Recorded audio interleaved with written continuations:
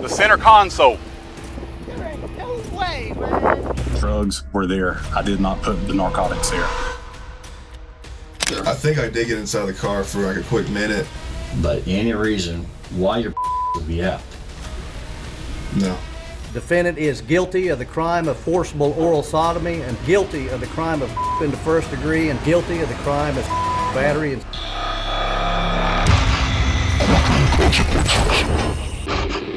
This is Laquenda Banks and her ex-partners Derrick Holman and Curtis Traylor-Harris, who've all been charged with official oppression and property theft in Tyler, Texas. According to reports, the officers were at the home to serve an eviction notice, but after allegedly finding evidence of drugs, they searched the entire house.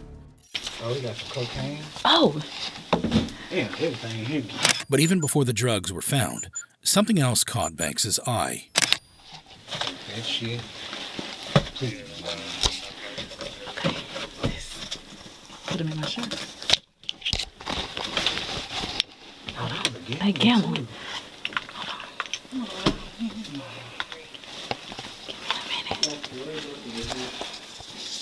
Hold on. Banks stuffs the stolen items into her own clothing to hide it.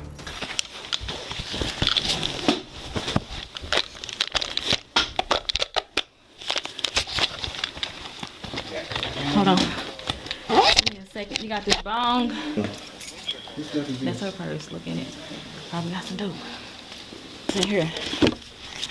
Oh. Ray-Bans. Okay. The victims reported over $10,000 worth of goods missing, including technology, jewelry, and luxury items. In court, Banks admitted their dirty deeds were never supposed to come to light. Trying to turn it on to record it? No, sir. So you didn't record it intentionally? No, sir. But she refused to take responsibility for her actions. I was forced to do it. If I would have said no, I would have most likely gotten fired. He was my boss, so, I mean, I'm going to do what he says do. Instead, she said her boss forced her to do it. Her boss, Traylor-Harris, was shocked at her betrayal. Were you aware of what she was doing? No. Did you have any coordination in what she was doing? No. The actions of my deputies that day and the inaction of me to stop it from happening, I sincerely apologize to them for that. Unlike Banks, Traylor-Harris seemed sorry. First, I'd like to publicly offer an apology to the Foster family. I worked my entire life to get here. I put myself through the academy twice, and it's just something I want to do my entire life. So, just the thought of it not being able to do it anymore, it's devastating, but I just want to be able to move on from it. However, he refused to admit guilt. About anything, so if you never see me pick up anything or conceal anything or hide anything on my person, there's been one thing after another when they're trying to find me doing something wrong or illegal to get me out of office and put somebody else that they want to be in there. In the end, the jury found Traylor-Harris guilty, and the judge sentenced him to 5 years probation and a $10,000 fine.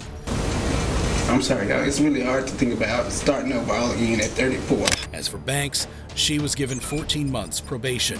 Derrick Holman was found not guilty and suffered no consequences. These cops' sticky fingers broke the trust of the whole community. But how does that compare to a trigger-happy cop who gets a little too high on adrenaline? Stop the car! This is Jovanny Crespo, who's charged with aggravated manslaughter and official misconduct in Newark, New Jersey. On January 28, 2019, 46-year-old Gregory Griffin and his friend were pulled over for speeding.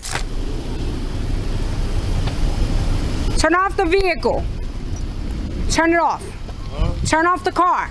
Wow. Turn off the car. Wow. Sir, turn off the vehicle. Turn off the vehicle, sir. Turn it off. But instead of listening, Griffin did something totally different.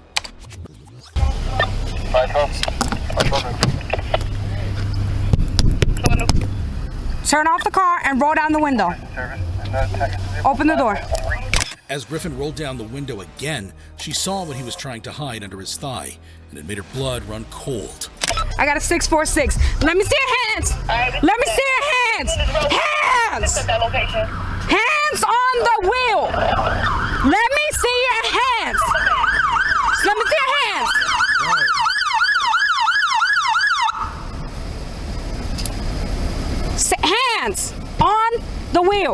backup arrived, Officer Sanchez tried to open the door from the inside, but Griffin had other plans. Come on, man. Turn the car off. The car's off.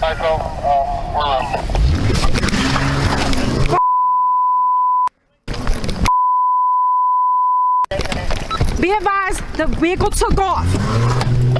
2017, Chrysler 300, color black, Zulu 21, hotel.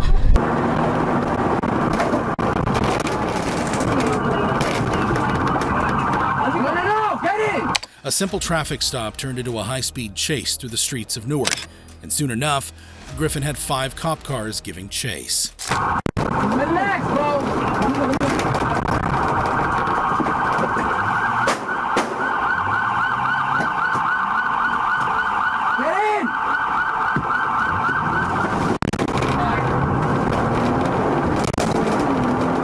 This man is Officer Jovanny Crespo, and he's about to do something that will ruin his career.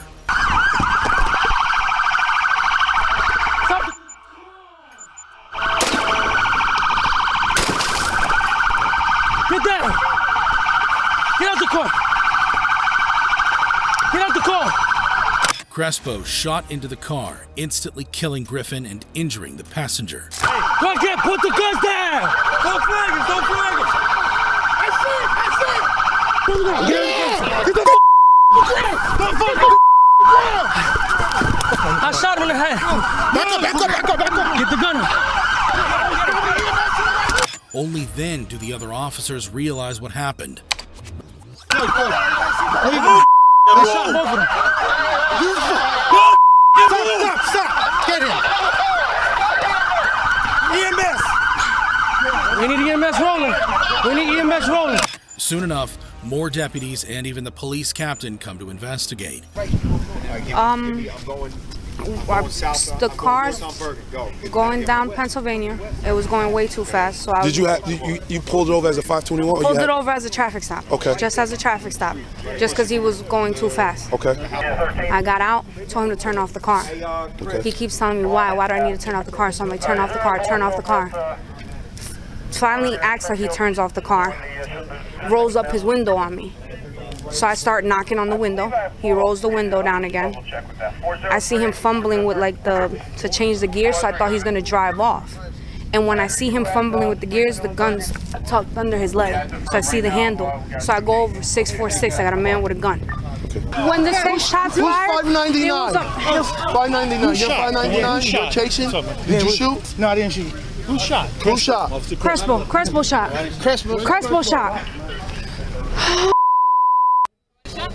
Other officers were shocked to learn what Crespo had done. No, they shot. Crespo shot, and they're gone. Who's dead? Sit him down to the EMS here. Sit down. You okay? Yeah, I'm good. You got water? No, he's Crespo's body cam footage was submitted to a judge who officially charged Crespo with aggravated murder and official misconduct. In court, Crespo refused to admit his recklessness. Did you recklessly shoot at these 2 people? Look at the jury. No. What did you do?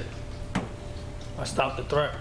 I had to worry about my life and getting home to my kids at that moment, so I fired. But the prosecution wasn't convinced.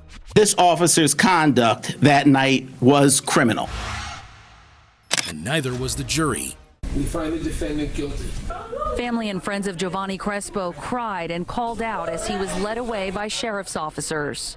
The judge sentenced Crespo to 27 years in prison, with parole after 22 years. Crespo's gross overreaction cost one man his life and another man his freedom. But how does that compare to a cop who sends dozens of innocent people to jail just for laughs? That was a slick move, man. Very slick. That ain't mine, man. Go ahead and put your hands No, on hell no, that ain't mine. Like in the case of Zachary Wester, who's facing 67 criminal charges, including racketeering, false imprisonment, and official misconduct in Jackson County, Florida. According to police reports, Wester's accused of planting drugs on multiple innocent motorists over the course of 1 year. How about this, though? That is not mine. No, sir. Okay. Honesty's gonna go a long way with me, okay, man? Yeah. All right. I've got to test this. The center console. There ain't no way, man. That was a slick move, man. Very slick That ain't move. mine, man. Go ahead and put your hands No, on hell no, that ain't mine. Suspiciously, his camera was never turned on as he found the drugs. He only turned it on after he allegedly found them. At this point, you are detained, okay? All right.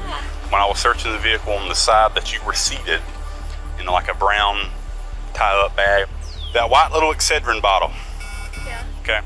Bottom corner, with the way it was positioned, I opened it up, there is a crystallized substance in the bottom of it. It did return a presumptive positive for here on the side of the road. So my question is... I don't do anything. Okay. I don't mess with that stuff. Wester made more than 100 arrests before the police department caught on. Began what's called an internal affairs investigation into the defendant's use of his body cameras. Wester was suspended from his position and brought to court to face punishment. In court, Wester denied all allegations. The report that you wrote in that case, did you falsify anything in this report? Nothing, no sir. So this report accurately depicts what took place with the stop back on August 30th of 2017. Yes, that is correct. But the prosecution wasn't so sure. Why in the world does the defendant have palmed in his hand, which is clasped like this, not like this, not like this, like this, a plastic baggie? Why in the world does he have that there? I would submit that this is objective evidence where you see him planting drugs in the moment. You see something in his hand that has no reason, no logical reason, given this stop and what we know about it, for it to be there. They interrogated him about his suspicious camera footage. And we see that it stops as you're getting back out of your car. Did you turn that off? I did not. Do you know why it stopped there? I have no idea. But Wester wasn't prepared for the smoking gun. Investigators found 42 items of drug paraphernalia in Wester's car, including multiple little baggies of ketamine and marijuana. Wester maintained his innocence, but would the jury be convinced? This is the moment he found out. Count 1, guilty of racketeering as charged. Count 2, not guilty. Count 3, not guilty. Count 4, not guilty. Count 7, guilty of official misconduct related to Teresa Odom as charged. The jury found him guilty on 17 out of 67 charges. Then it was time for Wester to learn his fate. You were sentenced to serve a total of 12 years, 6 months, and 8 days in the Florida Department of Corrections. Wester did his best to hide his drug planting from his body cam, but in this next case, the officer gives the camera a front row seat. He's not even resisting arrest right now, bro. Pass out. This is Derrick Chauvin, who's charged with second-degree murder in Minneapolis, Minnesota, and his partner, Thao, who's charged with aiding and abetting in the same crime. Officers Chauvin and Thao committed the most infamous case of police brutality in United States history. What do you want? I can't please the knee in my neck. I can't. Bro, get up, get in the car, man. I will. Get up, get in the car. I can't move. Get some water or something. Please. Please. I can't. Instead of stepping in to help, Thao blocked bystanders from saving Floyd's life.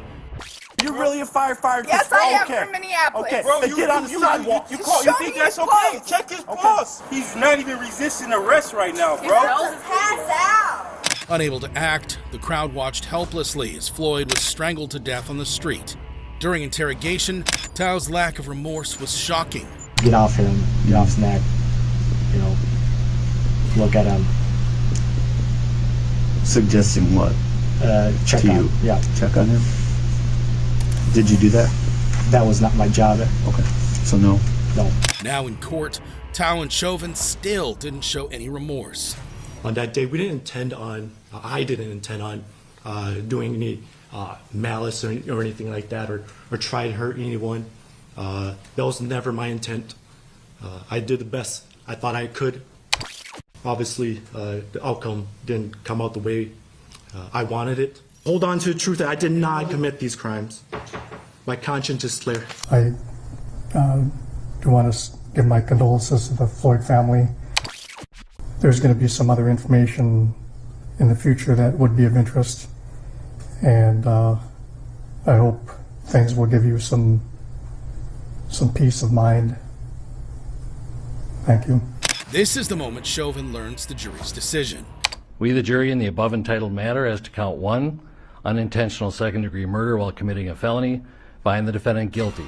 This verdict agreed to this 20th day of April, 2021. This is how Floyd's family reacted to the decision. Negligence creating an unreasonable risk. Find the defendant guilty.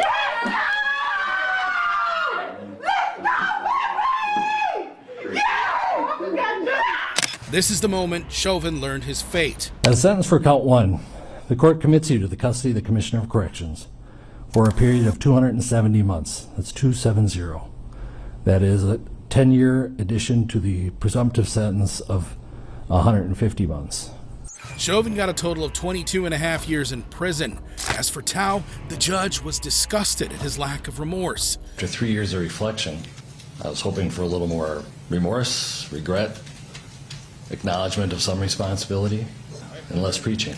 This is the moment Thao learned his sentence. You are sentenced to 57 months in prison with credit for 340 days already served. This sentence will be concurrent with your federal sentences. Thao blocked Floyd from receiving life-saving help in the middle of an emergency. But how does that compare to a cop who starts shooting after the crisis is already over? Like in the case of Eric Devalkenaere.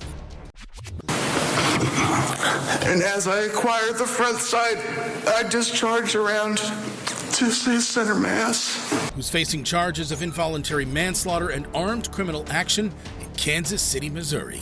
On December 3rd, 2019, 26-year-old Cameron Lamb got into a fight with his live-in girlfriend. The fight escalated, leaving their relationship in tatters and his girlfriend walking out the door. Lamb, still enraged, chased after her. Neighbors called the police about a high-speed chase, and police helicopters were soon deployed. Realizing the severity of the situation, Lamb ended the chase and went back home. But as he backed into his garage, he didn't see that 45-year-old cop Eric Devalkenaere hidden in his backyard, with a gun pointed at Lamb's head. Devalkenaere shot and killed Lamb, who was pulling into his garage. In court, Devalkenaere said it was self-defense. He takes his left hand with the gun, and as he brings it along, up and around the left-hand side of the steering wheel is when I...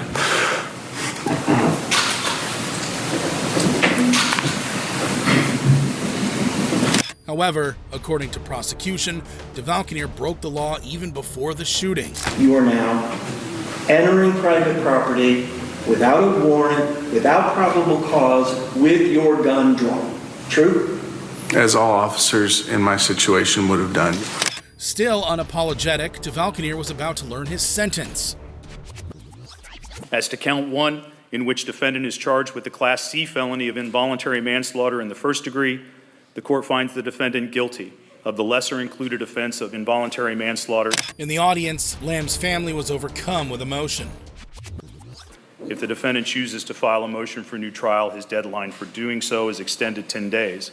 I will order the defendant remain free on bond pending sentencing. Things aren't over yet. This is the moment Devalkenaere learned his fate. Cameron Lamb is dead, and Eric Devalkenaere killed him. That's undisputed. Cameron Lamb is dead. Eric Devalkenaere killed him. Eric Devalkenaere, on count 1, the Class E felony of involuntary manslaughter in the second degree, I sentence you to a term of incarceration in the Missouri Division of Adult Institutions of 3 years. On the unclassified felony of armed criminal action, I sentence you for a total term of incarceration of 6 years. Devalkenaere's heinous acts earned him 6 years in prison. But how can that compare to a cop whose crimes are straight out of a horror movie? I don't know who they are. They're a group, a gang, whatever. They told me, right, I need to go and pick up girls and give them to them. Like in the case of Wayne Couzens, who's charged with kidnapping and murder in Kent, England. On March 3rd, 2021, Sarah Everard was walking home from a friend's house in South London when she was abducted. 1 week later, her body was found in a pond in the woods.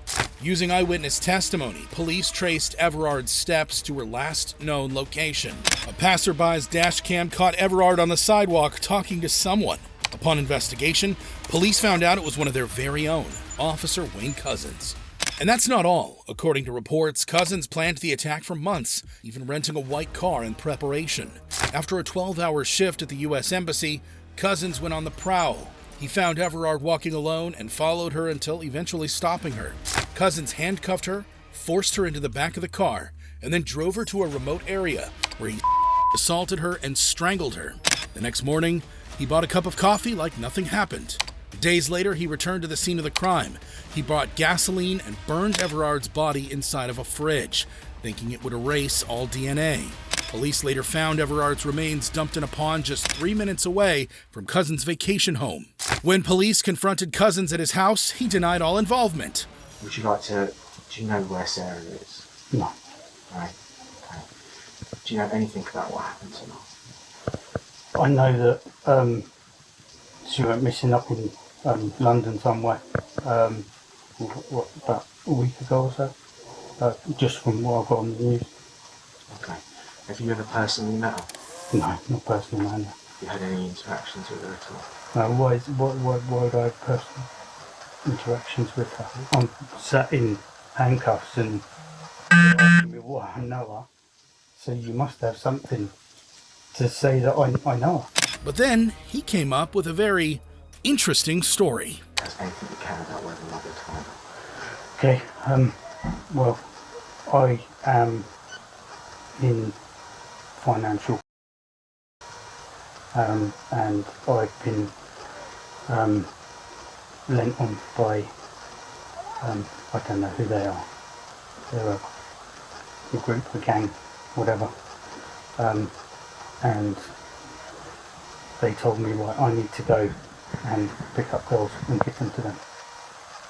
So I said, not happening. And it then came through that they're going to harm my family, take them away, and they'll use them instead.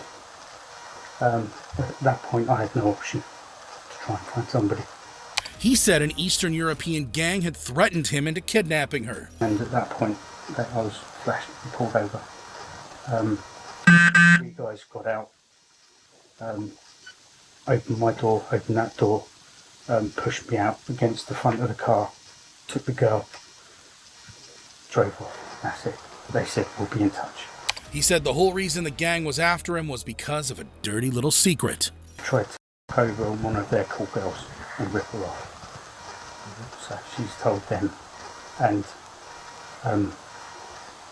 they got me. But his entire story fell apart when police asked this. How did they contact you? How is it they've been in contact with you to make these threats? They just tell me, be here. But I've got no mobile number, and they have got my mobile number. They haven't? They're obviously outside watching, following. How is it they're giving those directions? Yeah, they'll come outside. So they'll be outside here. Yeah. And then they'll say, right, you're going to be in Folkestone at this time, or you're going to be in Ashford at this time. That's it. There's no links, no telephone numbers. I'm completely on my own, but at the same time being threatened. Couzens' story wasn't convincing, and with the mountain of evidence against him, he was arrested. In court, Couzens wouldn't even look at the victim's family. Cameras were not permitted inside, but according to eyewitnesses, Everard's sister forced Couzens to look at her as she read her victim impact statement. Finally, the judge sentenced Couzens to life in prison. Couzens was caught red-handed thanks to the mountains of evidence against him.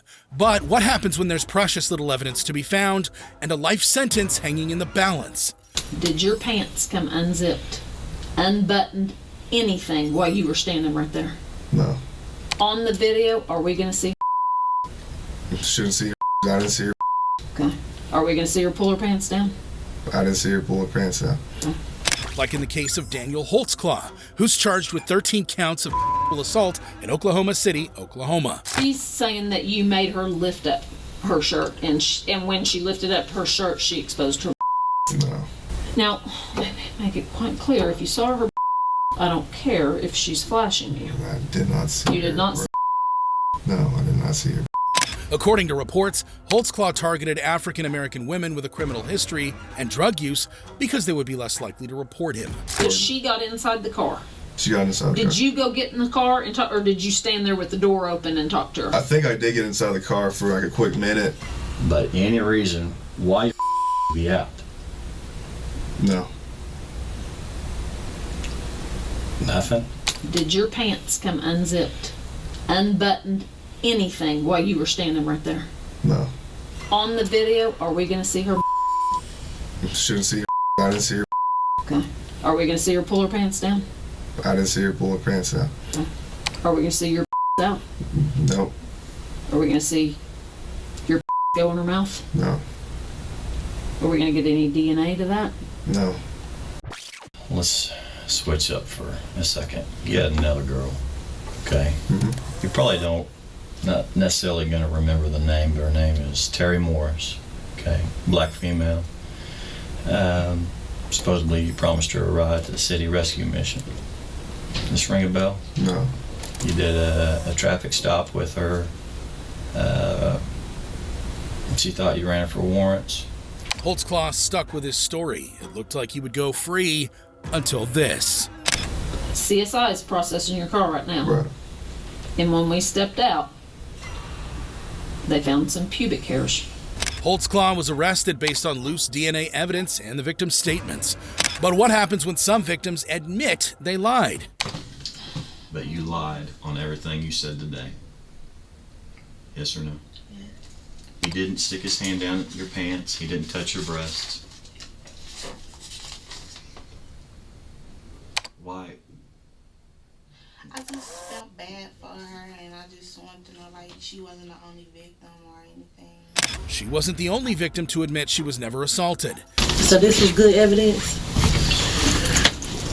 Well, you tell me. I think so, because, I mean, y'all, even if he didn't, like, even nobody or nothing, he's been in contact with people that he arrested. And another victim gave a completely wrong description. Tell me your description of him. He's black. He's black male. Allegedly, these women gave false testimonies hoping to get lawsuit money from the police department.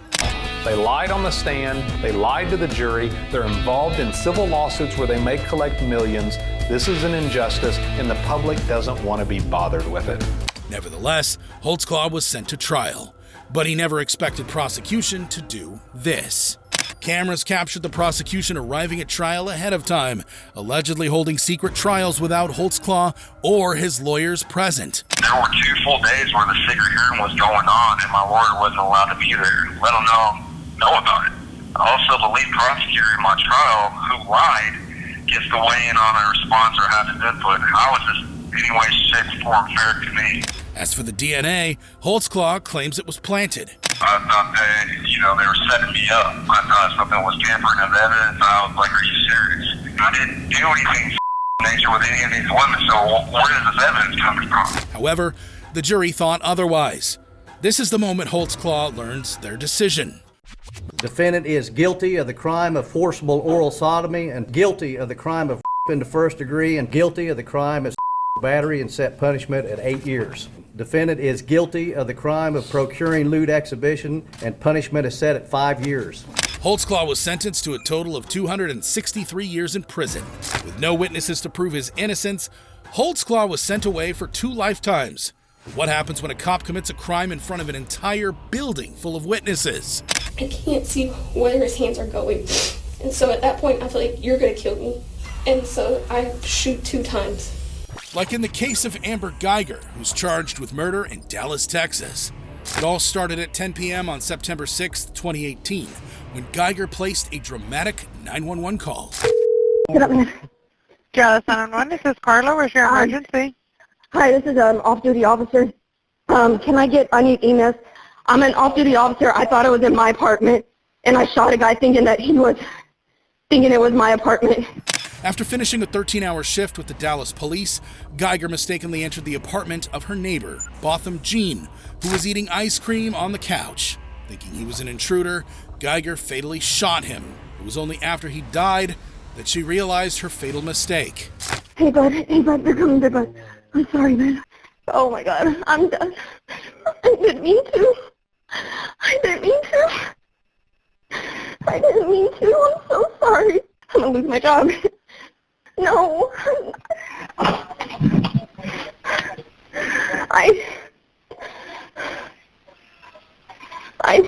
How the did I took it? How did I do this for? I'm just tired. Frantic, she gave Jean CPR and waited for paramedics to arrive.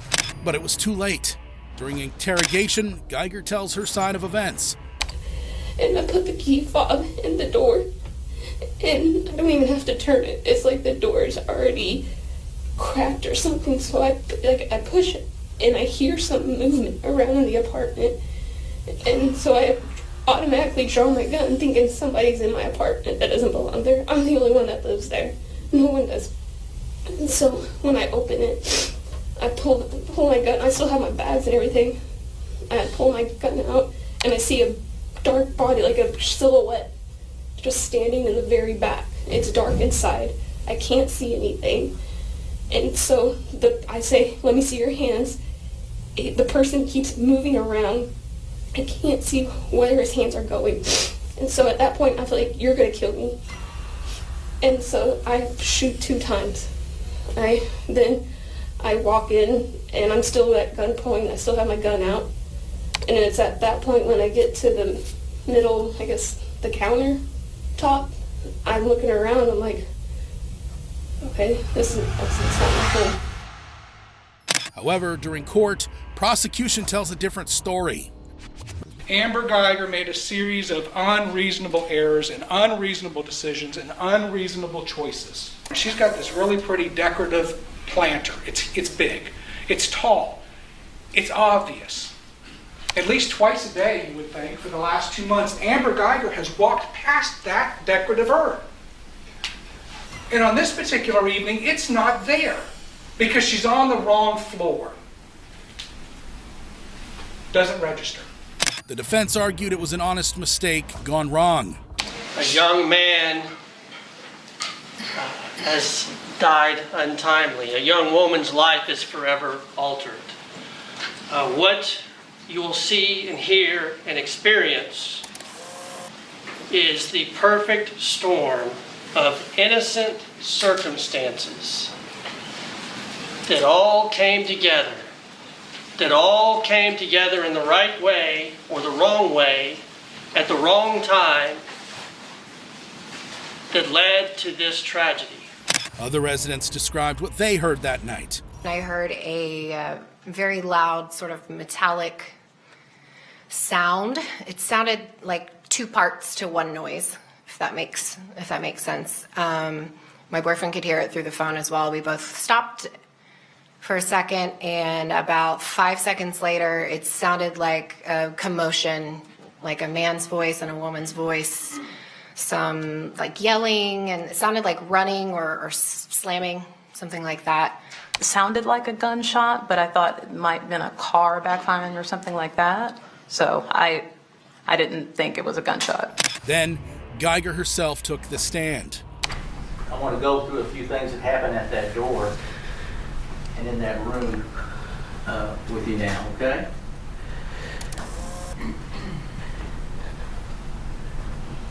Yes, sir. But she couldn't hold herself together. I want you to show the jury how you carry this equipment, okay?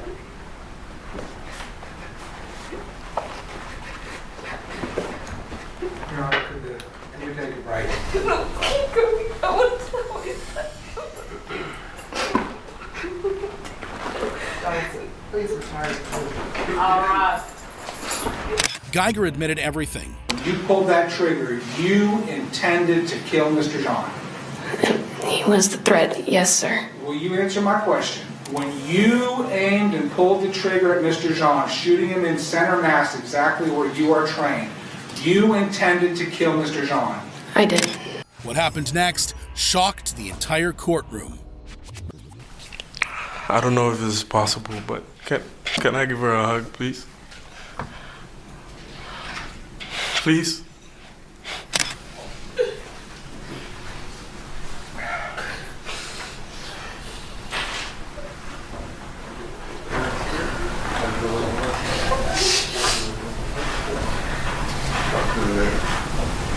Botham's 18-year-old brother gave Guyger a heartfelt hug.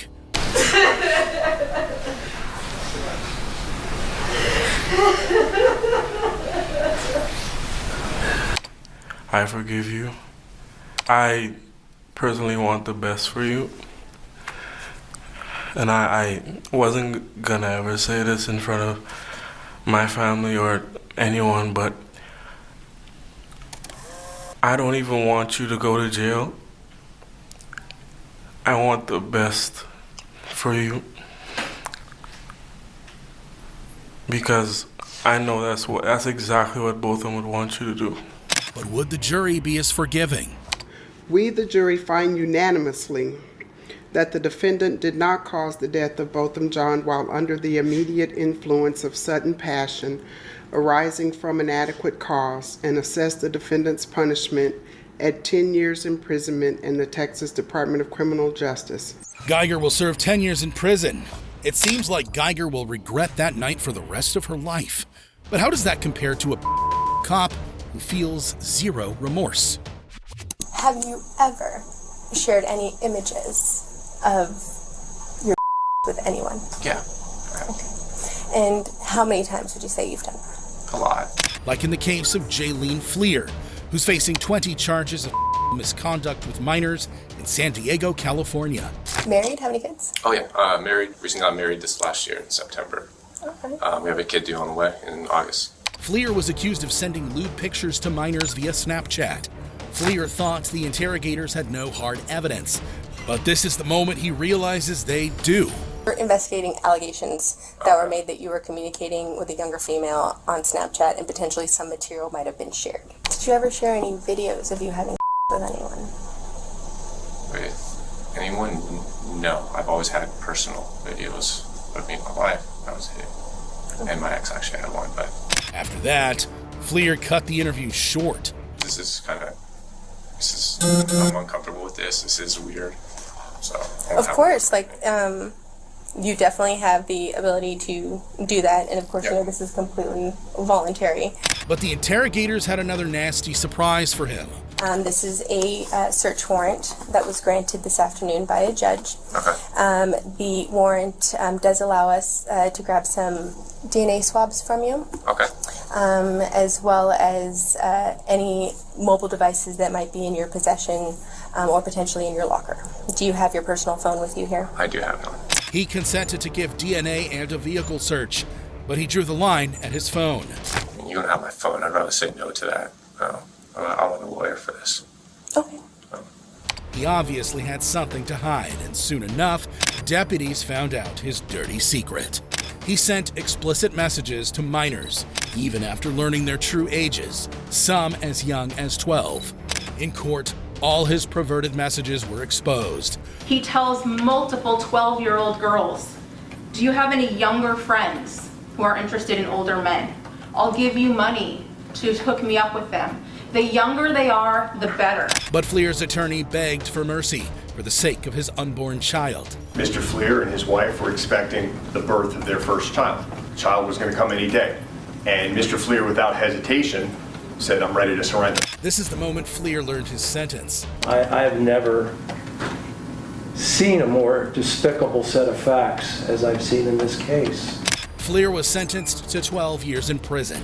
Fleer's dirty deeds put minors in serious danger. But how does that compare to an officer who attacks an innocent citizen in the middle of a busy road? Like in the case of Michael Amiott, who's facing one count of misdemeanor assault in Euclid, Ohio. On August 12, 2017, Officer Michael Amiott and his partner Shane Rivera performed a routine traffic stop. But when they discovered that the driver, Richard Hubbard, was driving without a license, things got ugly. Amiott tried to handcuff Hubbard, but he resisted.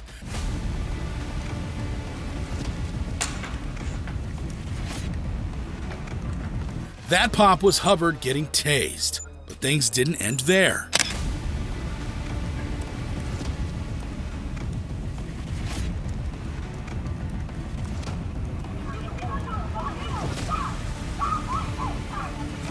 The fight caught the attention of bystanders who started recording. Get back, Mommy. What are you doing? What's he doing, Mommy? Oh my God. So he's punching him though. Oh wow.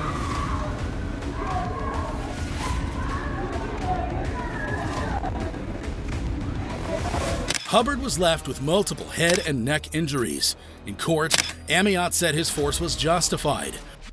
Initially, when we go down to the ground, well, he was wrestling with us, and he does throw a punch at me.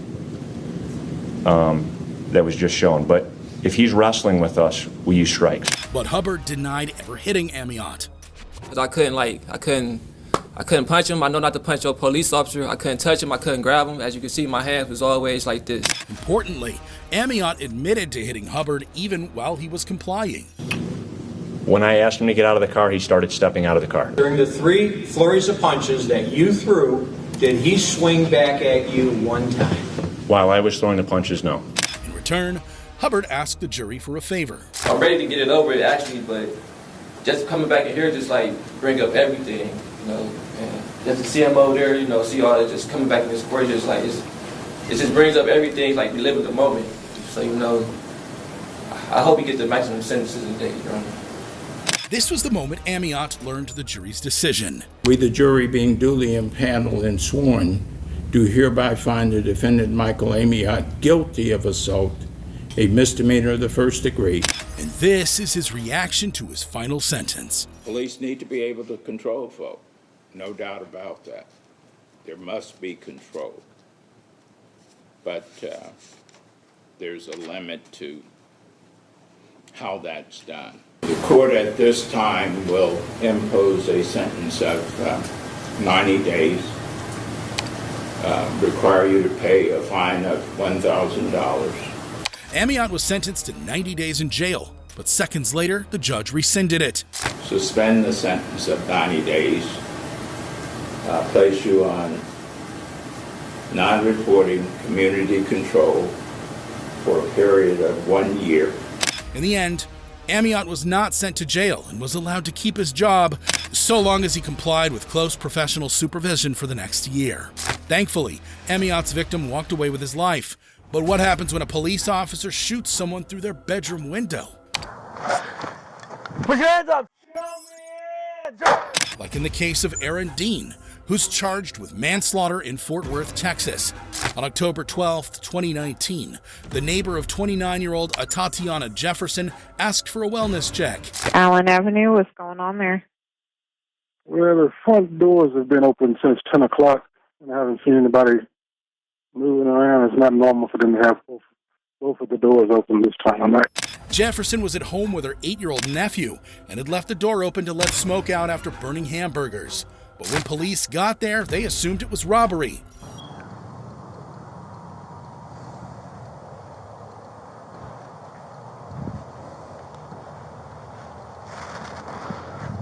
Seeing the mess and empty living room, officers snuck around to the back gate. They entered the gate and slowly crept up to Jefferson's bedroom window.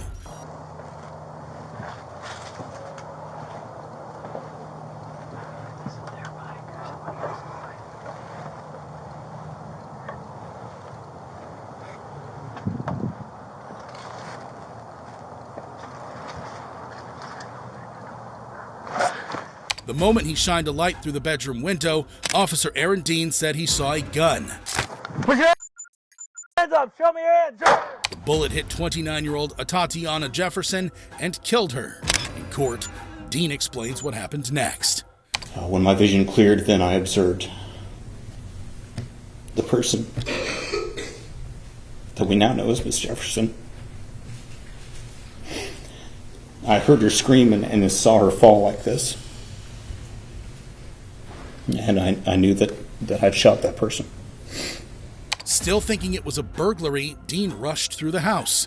A mess. Everything was a mess in that house. Just objects everywhere. Objects all over the floor, all over the furniture. It looked trash. It looked like somebody had just gone through everything.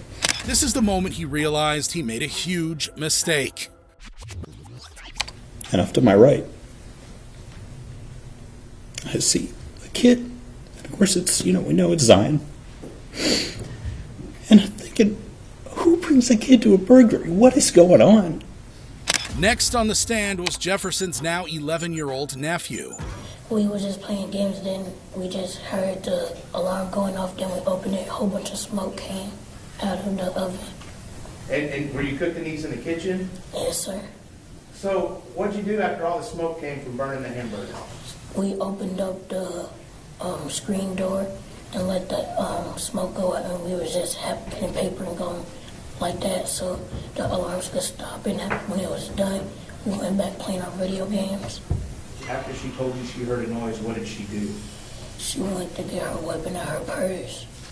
I seen her fell on the ground. What were you thinking? I was thinking, is it a dream? How did you think she was hurt? Because she was crying and just shaking. Prosecution accused Dean of having a shoot first, ask questions later mentality. So he's at the window, and you watch it. Take the body cam back. Watch it over and over again. Look at the audio. Half a second from the first command to where, and it's put up your hand, show me, bam. Half a second. No one can comply with that. No one. She never had a chance. Surprisingly, Dean seemed to agree with them. You tried to open the window to get inside a house where you didn't know where unknown assailants could be hiding that could be armed. Is that what you're telling this jury? Yes. That's your sworn is that good police work? No. This is the moment Dean learned his fate. Verdict reads, we the jury, having found the defendant Aaron York Dean guilty beyond a reasonable doubt of the offense of manslaughter, assess his punishment at confinement in the Texas Department of Criminal Justice for 11 years, 10 months, 12 days. Meanwhile, the neighbors who originally called the wellness check couldn't help but feel guilty. I'm devastated because people say, well, James, it's not your fault. You're not your fault.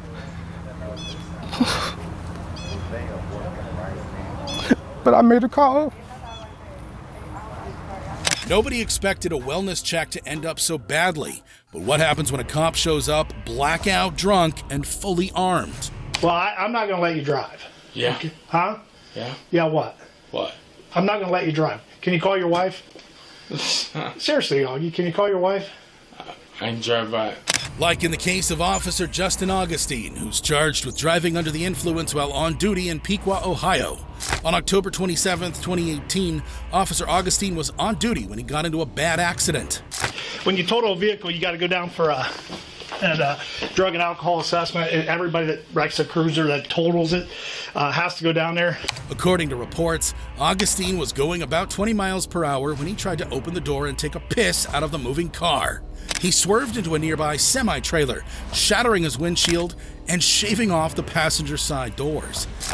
You just wrecked a cruiser. It's not the end of the world.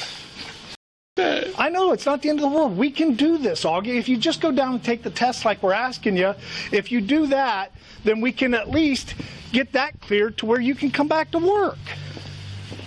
Seriously, Augie, I'm trying to help you, bud. Huh? What'd you say? I don't want to... What'd you say? Nothing. What do you mean you're f***ed up? Alcohol? Pills? What are you talking about? Huh? Clearly, Augustine wasn't ready to take the sobriety test. I've been drunk. Huh? I'm drunk. You're drunk right now? No, I've been drunk. Been drunk when? Today? Yeah. Okay. So you don't think you are now? No. Okay. Well, I can't let you drive the car home unless we test. What the fuck you gonna do? What am I gonna do? Yeah. Is this the way you're gonna do this? You're about to get yourself arrested, bud. For what? What do you mean? What am I gonna do? I can't let you drive. After calming him down, Augustine's partner left him in a room while processing his DUI charge. But when he came back, Augustine was knocked out cold. Justin, can you look at me, bud? You sit here now. Hey, Justin. Can you hear me? Justin, can you hear me?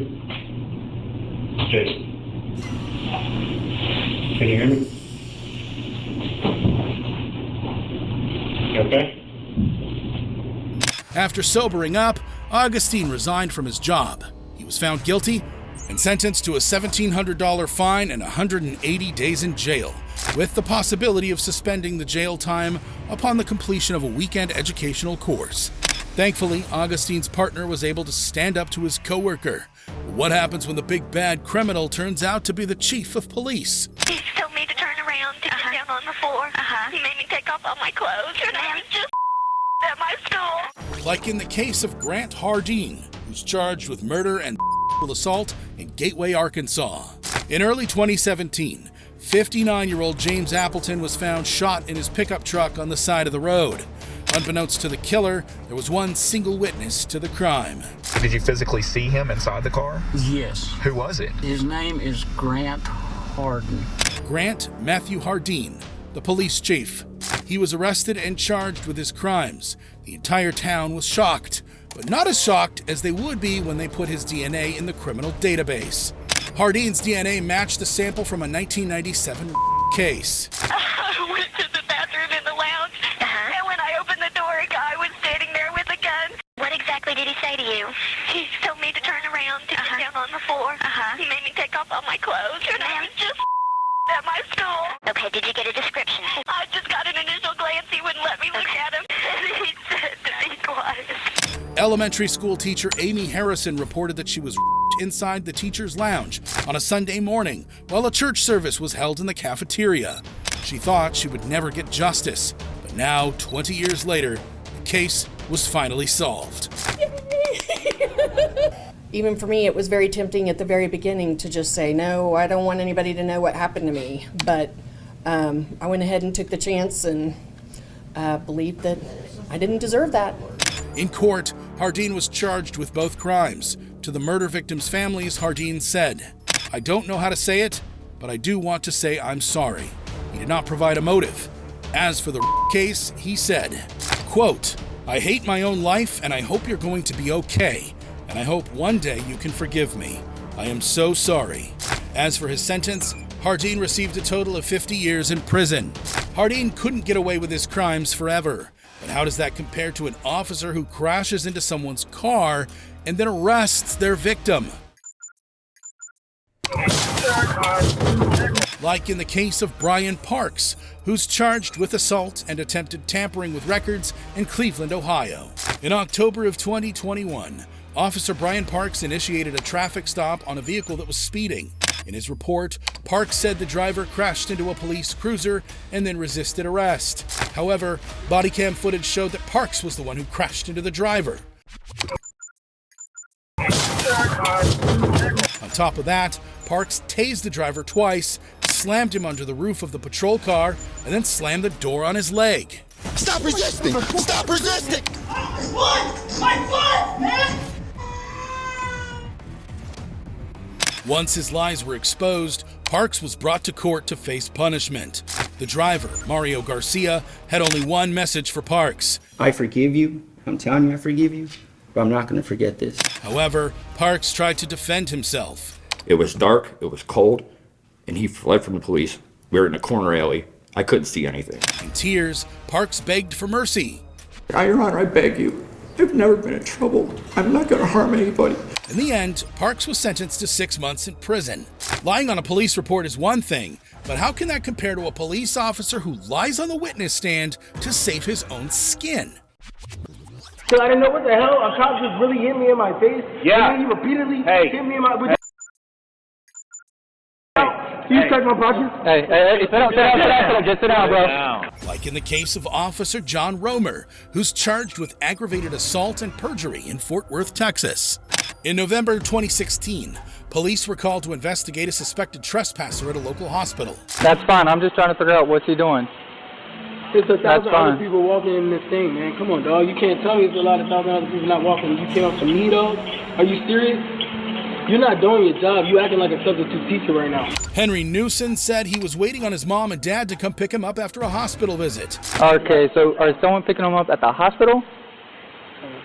No, they're picking me up from here. This is the hospital. Place to go. I know, that's what I'm trying to say. They're picking you up from the hospital. That was the whole point. We didn't even have to go through this. Say again? You heard me talking. Newson was clearly frustrated with the police's questioning. You won't leave me alone. Like, for real, though. I'm just asking a question. Asking ignorant questions, like, oh, do they know what hospital it is?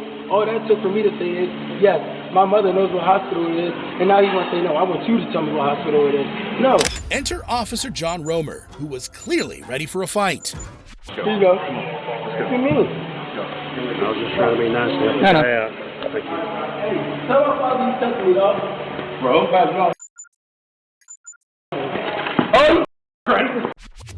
Out of nowhere, Romer punched Newson straight in the jaw, but it didn't stop there. Get down. Get down. Get down. Hey, just get down. Give me your fucking hands. Give me your hands. Keep your hands. Hey, just give him the hand. Give him the hand.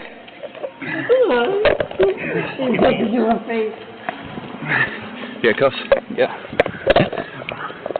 Watch out. Officers illegally handcuffed Newson without notifying him that he's being arrested. I'm talking about one, dog. You punched me in my face 4 times, dog. Yeah, I'll think you hit you some more. They touched you. The officers finally told him that he's being arrested. Oh, yeah, I'm still going to get you. What's your name? You're under arrest. What's your name? You're under arrest. I'm not arrested for what? I didn't do anything. I didn't do anything to you.